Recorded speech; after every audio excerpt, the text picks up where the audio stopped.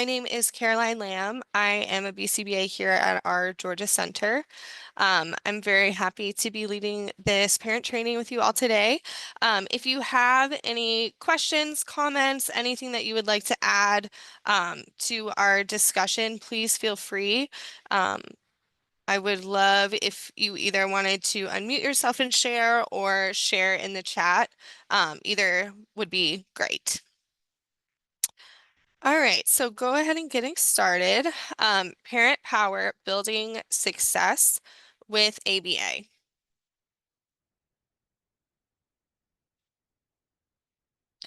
So these are our objectives for today. Today we are going to increase our knowledge of the following basic concepts of ABA. So we'll be talking about behavior, the environment in which the behavior is occurring, respondent behavior, operant behavior, reinforcement, and promoting generalization and maintenance of behavior. And then we also are looking to increase our knowledge of data collection so that we will go over frequency, duration, percentage, and other methods to collect data on a behavior. And we will talk a little bit about catalyst data collection.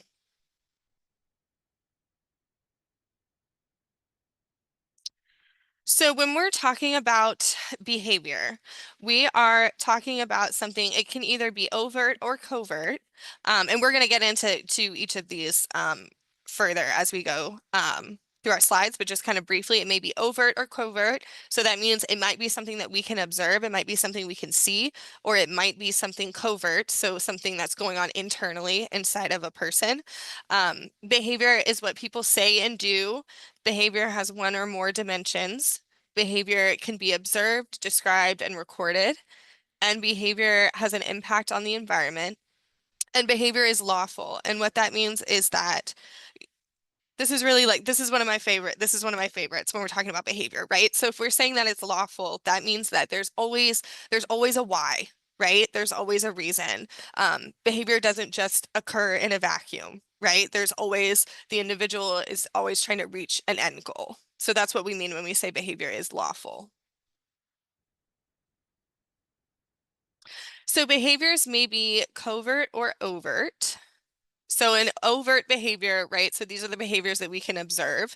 That could be hitting, walking, talking, anything that you can physically see another person do. That's an overt behavior.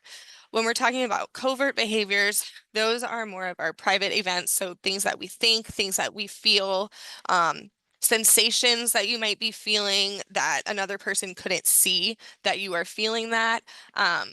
They're just things that can only be observed by the person themselves who are engaging in the behavior.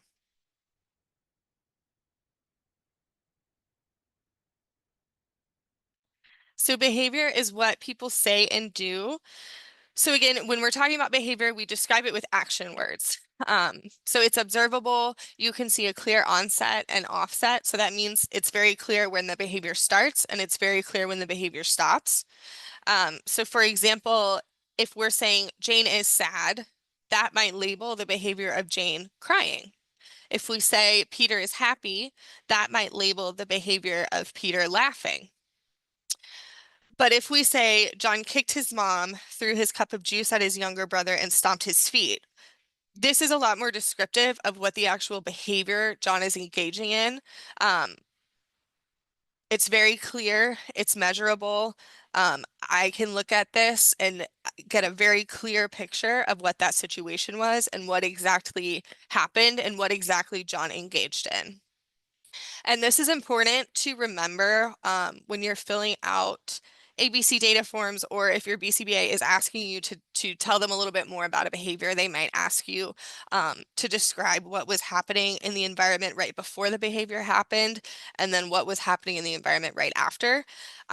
So when your BCBA is coming to you with these questions, talking about behavior in terms of John kicked his mom, threw his cup of juice at his younger brother, and stomped his feet gives your BCBA a lot more information than saying something like John was frustrated. You might know that he's frustrated, but what did it look like? What did he do?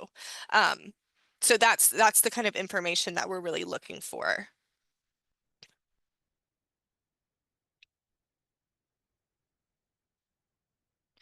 And behavior has one or more dimensions.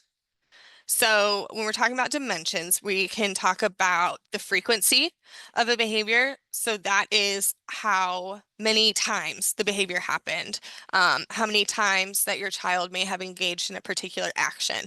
So for example, if we're measuring the frequency of hair pulling, you could say Sally pulled her mother's hair 6 times.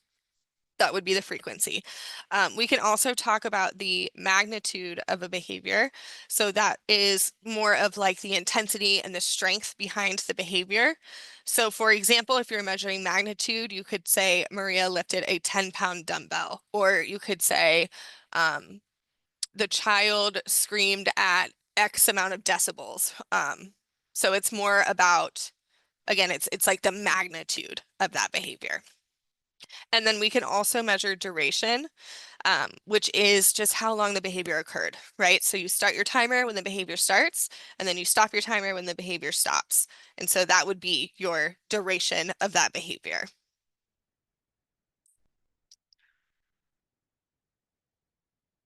Okay. So behavior can be observed, described, excuse me. Behavior can be observed, described, and recorded, right? So we know that behavior is an action.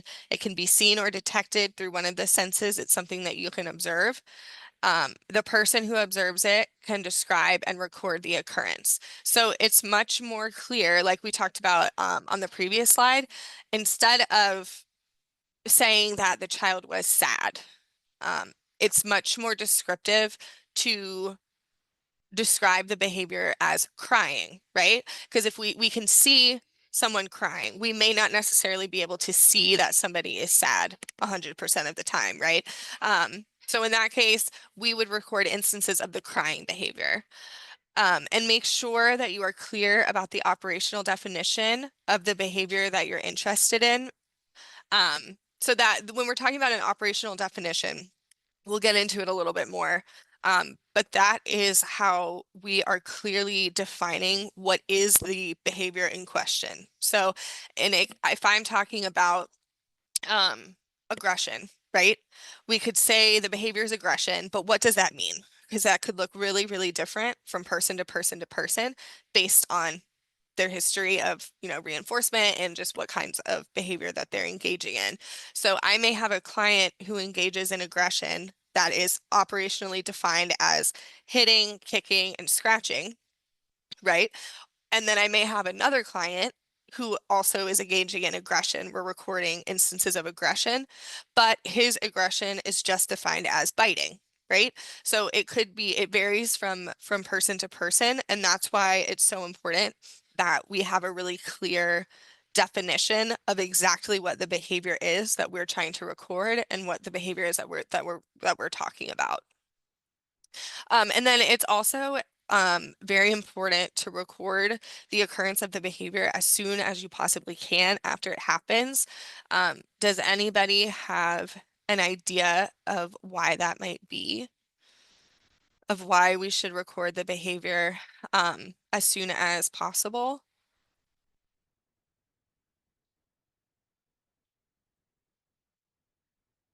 Anybody? That's okay. I can just kind of talk through it. We definitely want to record it as soon as possible. Um, so that, oh, I see you, Julio. I'll go ahead and allow you.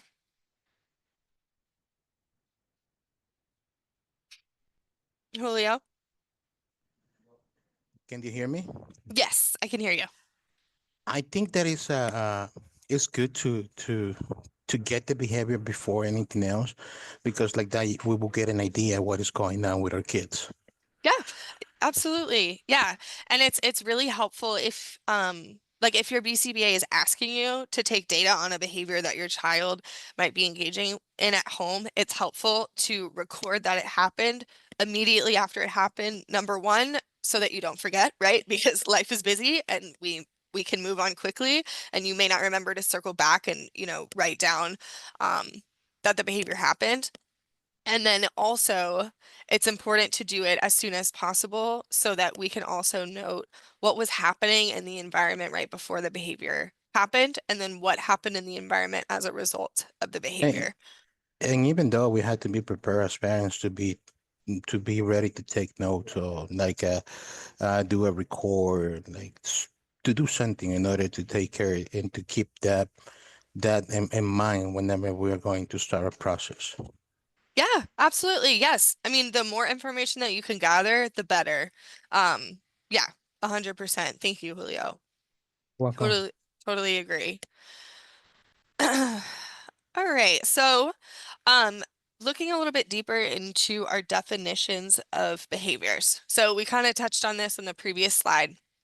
Um, but there's not necessarily one set definition for each like title of behavior, right? So I talked about how the title of the behavior aggression can look really different from child to child. Um, and those definitions can be tailored to the situation. Um, Again, aggression for Sally might be hitting with a closed fist, but aggressions for Billy might mean throwing objects. So that's again why it's so important to make sure that we have a really clear definition of what the behavior is and also what the behavior isn't. So we just want it to make it super clear for everybody involved what exactly we are measuring. Another thing to keep in mind when we're defining a behavior is it realistic? So does it include too many behaviors at once? Or is it too restrictive, right? So if I am talking about, let me think of an example. If I am talking about a tantrum, right? Tantrum behavior. If I'm defining a tantrum, I might include dropping to the floor, screaming, um, and then maybe for another one of my students, it might include some like mild self-injury, right? Um, I know that all three of those behaviors occur when my client engages in that tantrum. It's not really just one behavior or the other. It's typically all three happening at the same time. So I might include each one of those under the overall definition of tantrum, right? Instead of having separate definitions for each behavior. Did that make sense? I feel like I just kind of talked in a circle. Okay, let me know if you're not following. Um, and then we also want to talk about inner observer reliability. So, can everyone agree what the behavior is and what the behavior isn't, when it starts and when it stops, and what it looks like? So, that's another reason why, kind of like I said before, we need to be really super clear about our operational definitions because we want any single person who is going to walk into the situation be able to see the behavior and know what it is. So nobody's confused. It's all very clear. We know exactly what we're measuring.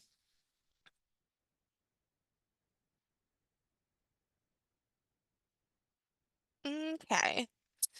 Behavior has an impact on the environment. So we know that behavior is an action. It involves movement through space and time. So if someone sneezes or somebody coughs, someone else might say bless you in response to that. When you turn on a faucet, water comes out. If you might recite a phone number to yourself several times a day and then dial it correctly, right? So everything that we do has an impact on the environment. All of our behaviors have an impact on the environment. And then, oh, behavior is awful. I think that's meant to say behavior is lawful.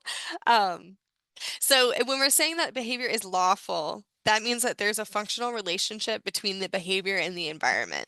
So like I said earlier, there is a reason why your child is engaging in the behaviors that they are engaging in. Um, it's in order to access, like not necessarily access, but it's in order to meet a need, right? Or meet a want or meet a need.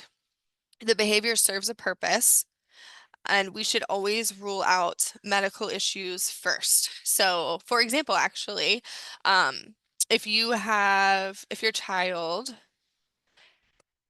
is normally like very cooperative with work tasks, right? And we observe at the clinic that your child comes in one day and just has his fingers in his ears, which he never does this, right? He just has his fingers in his ears. He doesn't want to play. He doesn't want to interact with any work tasks. My first thought is let's check his temperature, right? Maybe it's an ear infection. So those are definitely things that we need to rule out before we dive deeper into um, more complex behavioral needs. Um, and then we'll also talk about what happens when a behavior no longer serves its purpose. So when a behavior that was previously accessing your child what they wanted or what they needed, um, if that no longer works, right? Like if the behavior no longer accesses what your child wants or needs, what's going to happen there? We'll talk a little more about that. Um, So once we determine the relationship between the behavior and the environment, that's when we can alter that behavior. So again, this is when your BCBA might ask you or other people who care for your child to take some behavior data. So that could look like ABC data sheets, right? That's our antecedent behavior and consequence. It might be frequency, so however many times the behavior occurs, they may ask you to record that. Could be duration, it could be any of the other data collection measurements that we had talked about before in our previous slides. But the reason that your BCBA would ask you to do that, it would be to determine the function of the behavior. And the function really just means the function is the why. The function is why your child is engaging in the behavior that they are engaging in. Because remember, always remember, behavior is lawful. There's always a reason. There's always a function. It may not be super obvious and it may not be super clear at first. But through the process of data collection, your BCBA can analyze the data that you provide them to look for trends of what is happening in the environment. So that really gives your BCBA a lot of information and insight into why your child might be engaging in that particular behavior. And as therapists, obviously, we definitely rely on parent input. Um, Obviously, we don't get to see your child in the home very often, right? Like you have all of the information. So don't be shy. Like, please let us know what's going on. We want to know. We want to be able to help. Um, but again, like we need that super clear information um, related to the behavior in order to do that. Okay. So before we, oop, so sorry. Before we jump into some more of our examples, does anyone have any questions, comments, anything about the information that we have covered so far?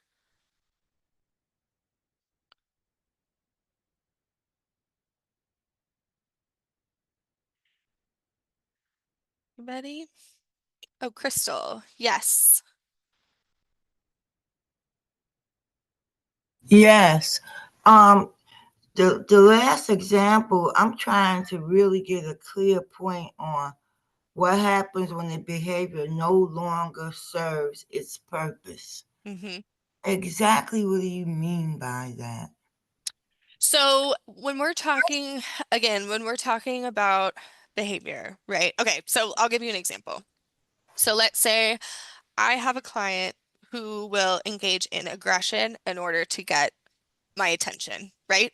So if I am like working on something else, the client wants my attention, they might walk over and just kind of like whack me in the arm, right?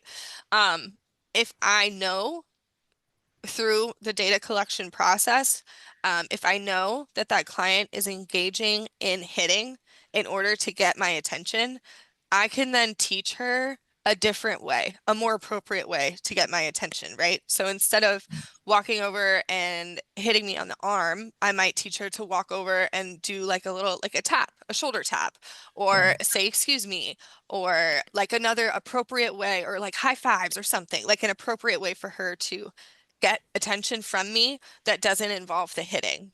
So Mhm. if we have given her other ways to get what she wants and get what she needs, we've taught her appropriate ways to do that. she's probably going to stop hitting, right? So if the hitting is no longer serving its purpose, if the hitting is not getting her attention anymore, but the shoulder tap or the excuse me or the high five is getting her that attention, she's probably going to stop engaging in that aggression. Does that make sense? Very much so. Okay. Do you hear me? Yeah, yes, it does. Okay, great. Thank you. Absolutely. Does anybody else have any questions, comments? Ronald, I see you. Yes, Ronald. So are these questionnaires provided to the therapist only or to the parents as well? So it would depend. It would depend on the information that your child's BCBA needs. Um, if this was a behavior that like you see a lot more often at home and it doesn't really happen very often during your child's sessions, that might be a time where the BCBA would ask you as the parent to collect this type of data just because the behavior is just not might not be happening enough during the time that the therapist is with your child to really get a whole lot of information about it. Um, so it could be provided to the therapist to collect the data, but it could also be provided to you as the parent to collect the data. It just kind of depends on the situation. Understood. Thank you. Okay, yeah, absolutely. Okay. Um, does anyone else have a question or comment before we move on to some examples? Crystal, yes.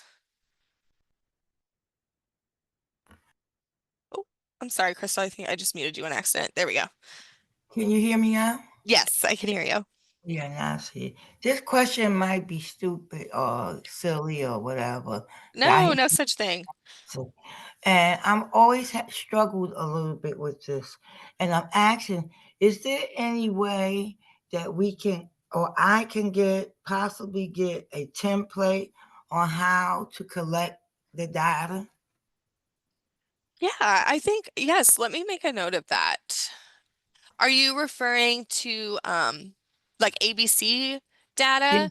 Yes, Okay. exactly what you want. So we can give precise Hmm. information that we may need to convey to the therapist or whatever, you know? Yes, no, absolutely. I love that. I love that. I love where your head's at. Let me make a note um with your name, Mhm. and then I will be sure to pass that along to our clinical support team. I'm sure they would be able to provide um templates for how to collect ABC data.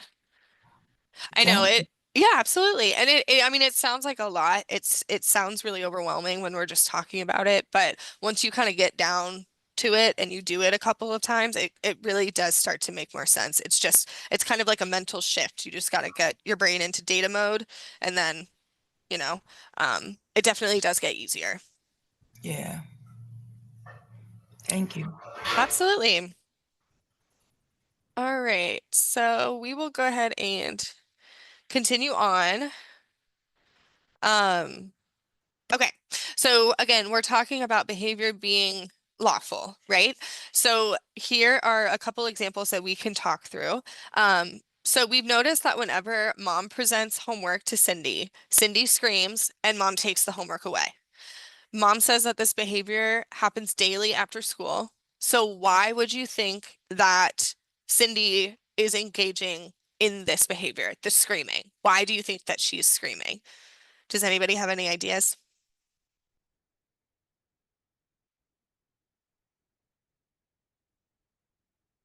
Yes, Ronald.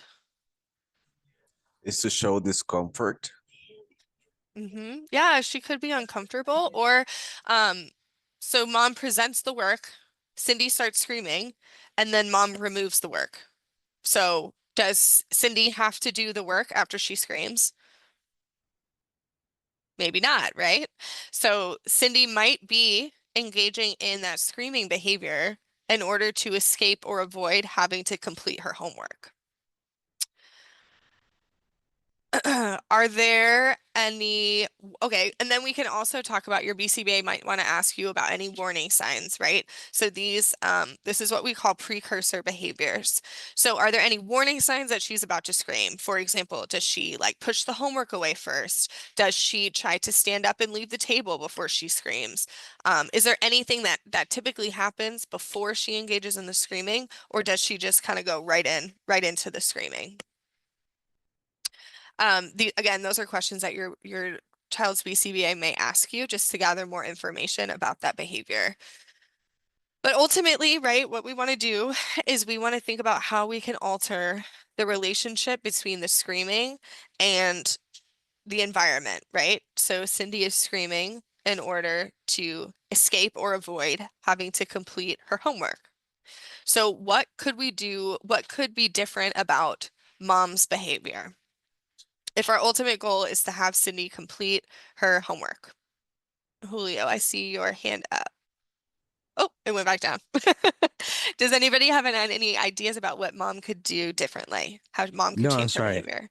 I'm sorry. It's just I take it, I put it, but I take it away. I think that it would be a good idea for moms to try to try their kids. I mean, or to try to make them feel comfortable with any type of task or any type of like homework, like in this Mm-hmm. case. And Mm-hmm. because when they see that they can control you with screens or with any type of an attitude in order to avoid to do that, they would take advantage of it. Mm-hmm. Yeah, 100%, right? Because if I don't want to do my homework and all I have to do is scream and then I don't have to do my homework, I'm probably just going to choose to scream, right?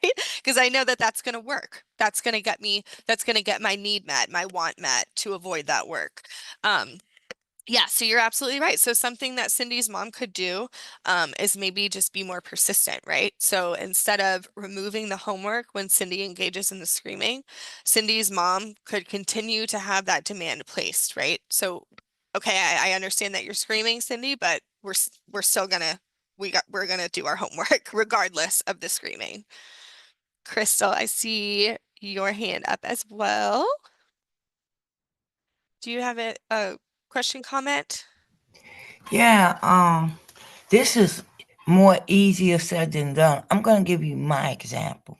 Mm-hmm. So he knows that when she comes home, and it's called escapism. That's what I wanted to say, because when she comes home and she knows that she avoids me, she goes someplace else. She's not gonna, and there lies the problem, because I don't want to get into a a battle with her. I'm always looking. So sometimes I say, well, we could do it now. Like what I try to do. Not that it always works. I Mm-hmm. try to tell her. I hate to use like using a carrot, and I know you got to be persistent sometime with them. But sometimes I have to use a carrot. You Mm-hmm. know, if we do our homework, then we can find some other fun things to do, because you know Yes. I don't always. I'm not a person who know how to make play out of education, Mm-hmm. and it's kind of difficult. Some people got that. It's either you're gonna do this, or so I'm still trying to find, because she's still avoiding me, and she knows Mm-hmm. she's trying to do this. Mm-hmm. But I won't see her. Yep.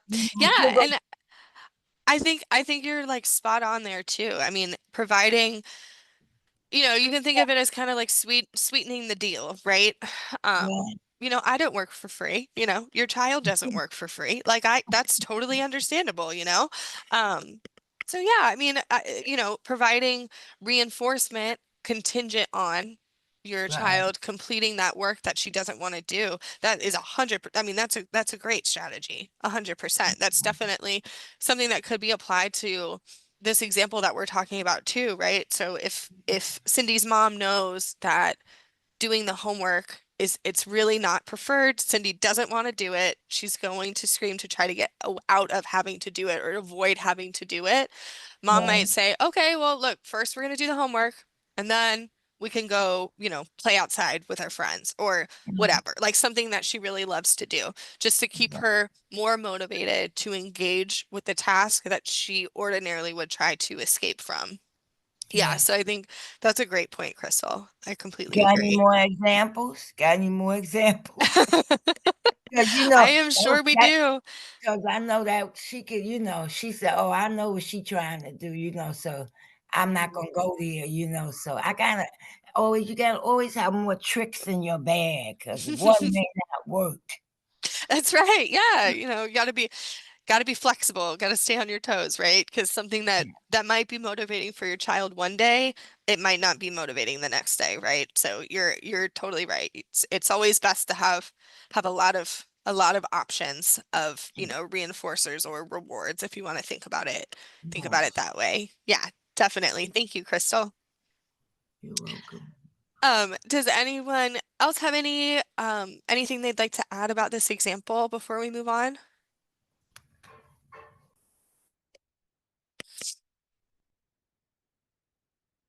Ronald, I see. Oh, Yes, okay, actually, I hi. have a question. What would you Yes. recommend to this mother when the child is screaming, specifically at that time, how she should behave in that moment, what she should say to the daughter in that moment? So that's a great question, and unfortunately, I think the answer is like it depends. I would need more information about that behavior before I could really give recommendations. But I think a great place to start would be um, to definitely provide like frequent reminders of when we're going to start the homework, right? Like maybe set a 10-minute timer, remind her, okay, when the timer goes off, we're going to sit down at the table and do our homework. And then once our homework is finished, we can go outside and play. So just making it really clear to her, like when it's going to happen, when we're going to place that demand that she doesn't want to do, and then what she is going to earn by cooperating with completing her homework. Does that make sense? Yes, it does. But in the case that she's just already screaming, so the Mm-hmm. parent might get like as well frustrated and don't know how to act. What would you Mm-hmm. recommend besides keeping calm, right?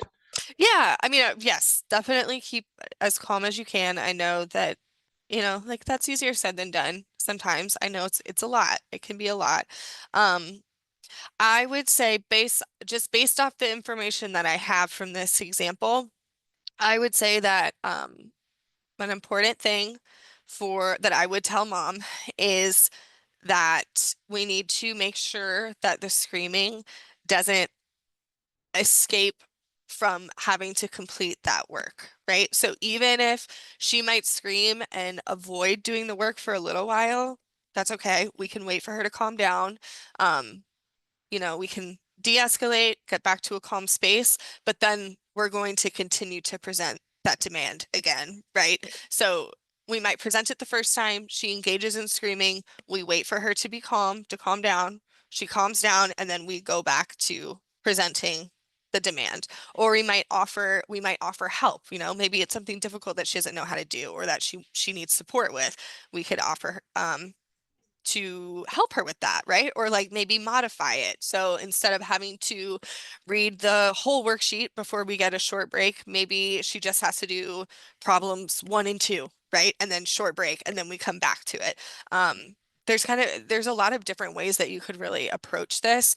But like I said, like it would just be it would be more dependent on the individual child. Um, and what is really what is the function of that behavior. Does that make sense? Yes, it totally Okay. does. Thank you so much. Yes, absolutely.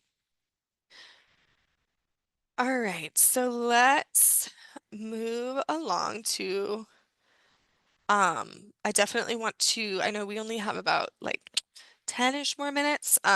So I definitely want to get through the ABCs of behavior. Again, so behavior is lawful, right? So we know that the behavior is happening for a reason. It's happening so that your child can have a want or a need met. But how do we figure out what that is? Well, that's when your BCBA might ask you to take ABC data.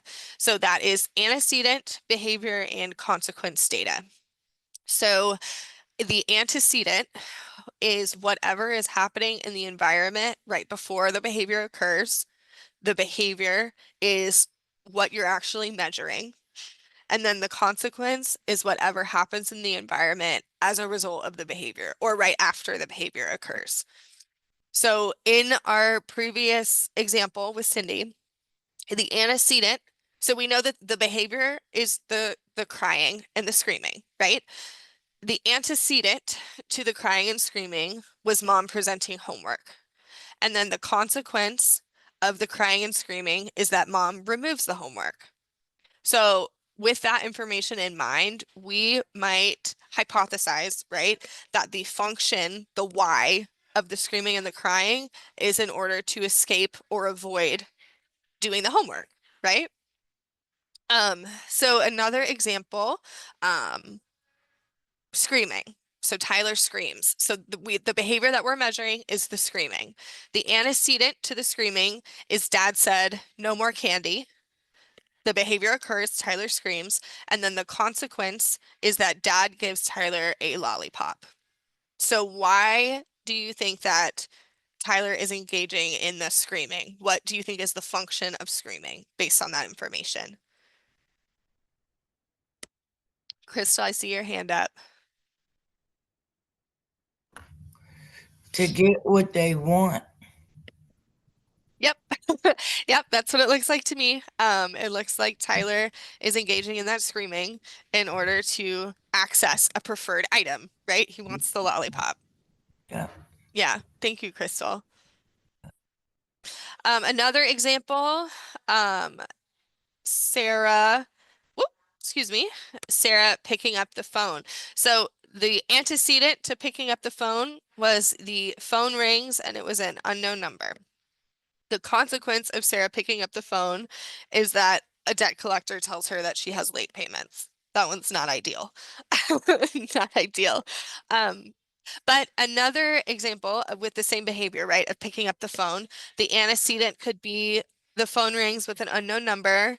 Matt picks up the phone, and the consequence of him, oops, sorry. Oh no. Picking up the phone is that he got hired for the job that he wanted. So that's just that's kind of a good example right there, those last two, just to show that the same behavior can occur under different antecedents and consequences. So just because two people might be engaging in the same behavior, it doesn't mean necessarily that they're engaging in that behavior for the same reason. Does that make sense? Does anybody have any comments, questions?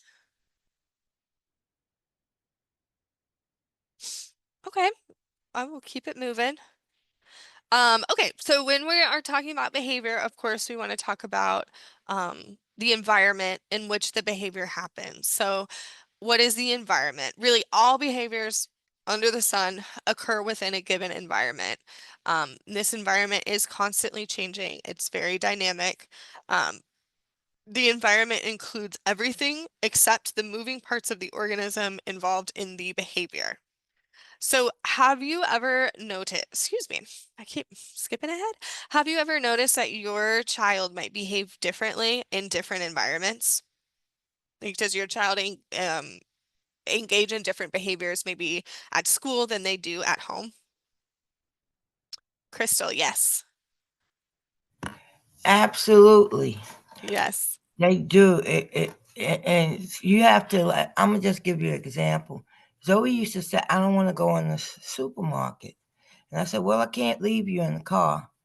So I said, just come in with me. And it was sometimes you got to pay attention to where you take them. And if they're telling you something, you better pay attention.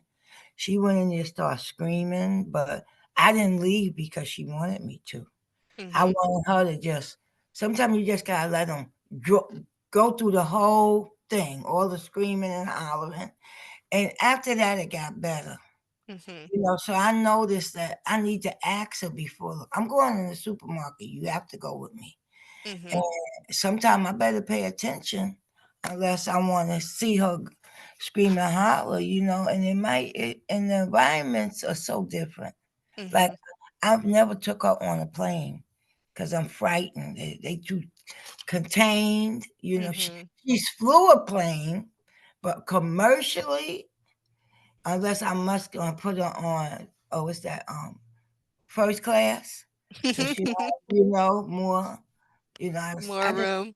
yeah, so the environment is very tricky, and it could be very scary too. Yeah, yes. I mean, I think that's a really great point, Crystal, and I think I completely agree with you. I mean, even if we're talking about environments, like my behavior is different in my work environment than it is in my home environment, right? Like I Mhm. lounge on my couch at, when I'm in my home environment, but I'm not, I don't do that in my work environment, right? So, um, we could expect the same. I don't think it's unreasonable to expect the same thing from our kiddos and our clients, right? Like, of course, we're going to see some variation in their behavior based on the environment that they're in.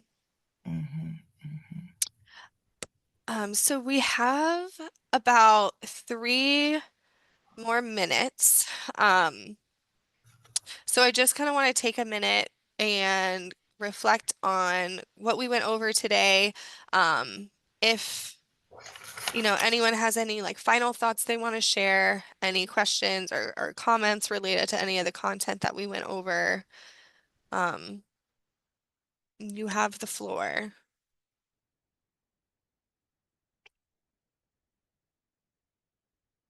Let's see, Crystal, I see your hand up.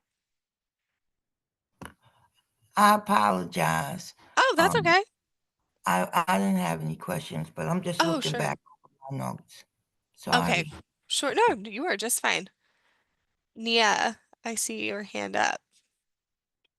Um, I'm late into the video, but I do have a question. Hmm. So what causes like my son, like when one moment he's happy, he's jolly, and then the next minute he just having a moment where he falls out and Hmm. he does things like bump his head. Like what causes that moment? Is it So, Mhm. sorry, go ahead. No, I'm listening to you. Sorry. Okay. No, you're just fine.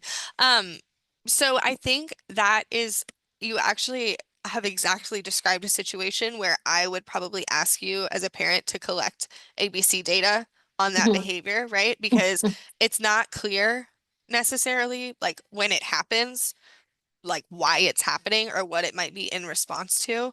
Yes. Just from you saying that, and that happens all the time, right? Like Right. that happens. Like we might see our client engage in a behavior and we're like, what? Like where did that come from, right? Right. So Right. that's where it's helpful to really collect ABC data on it so that you can start to see, like if you notice, um, right before your child like has a tantrum or falls to the floor, your attention is diverted away from them, right? Like maybe you're doing something else, like you were just playing with him, he was happy, and then you turn away to go and do something else, and then the behavior happens. If you notice in your data that that's occurring frequently, then that's a Hmm. pretty good indicator that like, okay, maybe this behavior is in response, or maybe the function of this behavior is to access my attention, right? Or Okay. you might notice that maybe and think of another example. Maybe before he engages in that behavior, he might have a toy that he can't play with the way that he wants to, right? Or like the battery's dead or something like that. Like it's just not working the way that he wants it to work. If that Hmm. you start to notice that that's occurring frequently before the falling to the floor is happening, then that might indicate that maybe he's engaging in that behavior to access a preferred item or a preferred activity. Um, that's where ABC data collection comes in handy because it really does help to like really piece apart the Hmm. behavior and then exactly what is going on in the environment when the behavior is happening. Because it's happening a lot. Also in school, they also telling me as well. Like one minute he's like happy, and then the next minute Mhm. he's having a moment where he falls out to the floor. I thought it was considered as overstimulating. No, Mhm. is that Sure. So part it of it? could be. There's another function of behavior that is called automatic reinforcement. So that's basically anything like you engage in that behavior because it like fills an internal need. It might be soothing, it might be pain alleviation. Um, He's it's a just sensory seeker. He's a sensory seeker. And yeah, so I mean that could also, I mean that's definitely a possibility too. Hmm. I would definitely recommend you reach out to your son's BCBA to Yeah. see if she can maybe give you some data sheets or if there's any more information that she needs about that behavior. Because I Okay. know like that does sound, it sounds a little tricky. So I think that would be a great time to collect some ABC data. Right. Okay. Thank Okay. you. Yes, thank you, Nia. Yes. Does anyone else have any final thoughts? Anything else they'd like to share? Crystal, I see your hand up. Oh boy, me and I guess I want to just say, you know, I've been dealing with this. I know about ABC. The only problem that I always had is collecting the data. But Hmm. you know, you live and learn. Zoe has been experiencing uh behavioral um issues, I'm gonna say, from the time she was about 5 up until now. You guys have done a wonderful job teaching me over and over. And this stuff is so repetitive. And like you say, the environment change, not just the environment, times change. You know, like the question I asked you, sometimes that that behavior will go away, but another Hmm. one will come up. And and also I don't try to throw it away. You know, I put it on the back burner. You know, just because she's experiencing a new one, you know, and here's more data, and you know that I need to be on top of. Hmm. You know how like you said, the frequency, and then I have a teenager that you know she's experiencing womanhood. Hmm. Um, she has brain damage, you name it. She doesn't have autism. I say she has autisms. You know, so something else is going. You know, it's her stomach hurting. She got cerebral palsy. It's her stomach crampy. You know, she constipated. You know, Hmm. she got a headache. And sometimes, do you believe her at this stage again? Because she is an attention seeker too. Hmm. You know, Well, yeah, and I'm glad that you brought that up too, because I that was something that we only touched on it for a minute, but ruling out, like medical needs. medical. Yeah, Is she hurting? Is that why she's engaging in those behaviors, right? Like those are always something that you want to rule out first. yeah, So yeah, I mean, I thank you for bringing that up. I think that's a great point. yeah. So you know, it's gonna change. Like the one, what they say, change is change. It's always gonna be there. You Hmm. know, so I encourage all of us to just stay, you know, ask a lot of questions and just stay in tune because we're going to get the world to see that we can all do this together. That's Yeah, what absolutely, absolutely, Crystal, and I love that, and I think that those are great words to end on, and please, everyone, remember if you feel like you need more support with your child's behavior or like if they are engaging in a new behavior or something else, like something's changed or something's going on, you can always, always, always, always reach out to your child's BCBA to schedule a one-on-one parent training so you can really, really dive into this deeper. Um, of course, like relative directly to your child's needs. So please don't ever be shy. Don't ever hesitate to reach out if you have any questions, any concerns, or you just want some additional training. Yes. All right. Well, thank you all. With that, I think we are going to come to a close. But thank you everyone for being here today, and thank you for participating and sharing your stories and some information about your experience with ABA. So thank you, everybody. I hope you have a fantastic weekend.